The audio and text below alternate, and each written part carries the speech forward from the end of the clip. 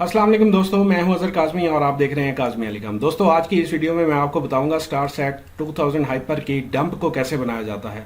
आप अपने पसंद के सॉफ्टवेयर वेरिएंट की डंप को लोडर RS-232 केबल के ज़रिए कैसे तैयार कर सकते हैं और उसे कैसे इस्तेमाल करेंगे। तो आइए प्रोसेस शुरू करते हैं।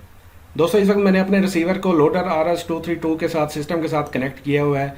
यह हमारे पास एक EROM अपग्रेड टूल है जो कि जिसके ज़रिए हम डंप बनाते भी हैं और डंप लोड भी करते हैं। इसको सबसे पहले ओपन कर लेना। आपने इसको ओपन कर लेना। ओपन कर लेने के बाद आपका रिसीवर इस टाइम कनेक्टेड है, तो आपने कंफर्म कर लेना है कि आपकी कौन सी कॉम पोर्ट यूज़ हो रही है।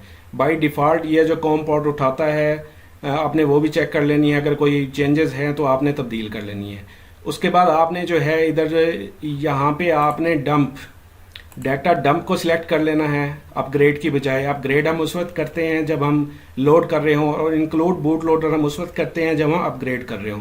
यहाँ से ब्राउज करना है आपने। ब्राउज करने के बाद यहाँ पे आपने अपनी जो है फाइल जहाँ पे रखनी है वो लोकेशन सिलेक्ट कर लें। उसके बाद आप अपने फाइल को जो नाम देना चाहते हैं अपनी मर्जी का वो नाम आप यहाँ पे दे सकते हैं।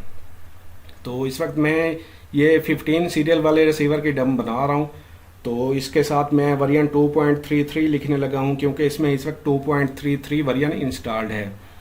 तो इसके बाद आपने यहां से बाइनरी सेलेक्ट कर लेना है क्योंकि हमारा हाइपर बिन फाइल बाइनरी फाइल को सपोर्ट करता है, तो आपने यहां से सेव कर लेना है। सेव करने के बाद ये प्रोसेस कंप्लीट हो गया। यहां से आपने नेक्स्ट कर देना है। जैसे ही नेक्स्ट आप करेंगे तो ये मैसेज आएगा synchronising STB please reset the target. तो आपने यहाँ पे अपने रिसीवर को ऑन ऑफ करना है, ऑफ करके फिर ऑन कर देना है। ये मैंने कर दिया, डन हो गया है, सिंक्रोनाइज हो चुका है। अब ये डाटा डंप करना शुरू कर देगा। तो इस वक्त आपका जो रिसीवर की स्क्रीन होगी वो बंद हो जाएगी। ऐसे आपको महसूस होगा जैसे ब्लू लाइट सिग्नल लाइट जैसे ये ख़राब हो चुका है, लेकिन ये ऐसा कुछ नहीं है क्योंकि ये डंपिंग करने लगा है। ये आप देख सकते हैं मैसेज भी आ रहा है STB डंपिंग का। तो इस दौरान आपकी रिसीवर की स्क्रीन ऑफ रहेगी। आप दोस्तों ने परेशान नहीं होना। दोस्तों, ये जो डंप आप बना रहे हैं ये आप अपने फ्यूचर के लिए सेव कर लें। जब भी कभी आपका रिसीवर अगर किसी वजह से भी डेड होता है तो आप लोडर के थ्रू ये डंप उसमें डाल सकते हैं। आपको इंटरनेट से उठाने की या किसी दोस्त वगैरह से मांगने की ज़रूरत नहीं पड़ेगी।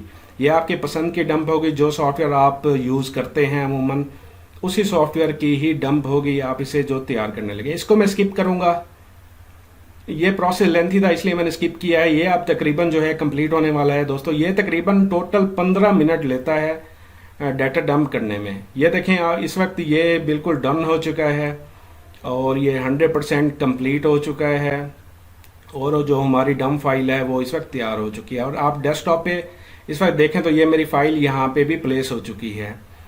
तो जस्ट आपने अब कुछ नहीं करना, प्रोसेस हमारा कंप्लीट हो चुका है। अब जस्ट आपने फिनिश पे क्लिक कर देना है। जैसे ही आप यहाँ पे फिनिश पे क्लिक करेंगे तो आपके रिसीवर की स्क्रीन भी ऑन हो जाएगी। तो इस वक्त हम सक्सेसफुली अपने डंप बना चुके हैं। और इसका अगर मैं प्रॉपर्टीज़ में जाके देखूं तो ये प्रॉपर्टीज़ में जाके देखते हैं तो ये वही डंप जो हमने बनाई है, जो हमने नेम सेव किया था उसी नाम से है। 8 MB की ये डंप है और ये बाइनरी फाइल है।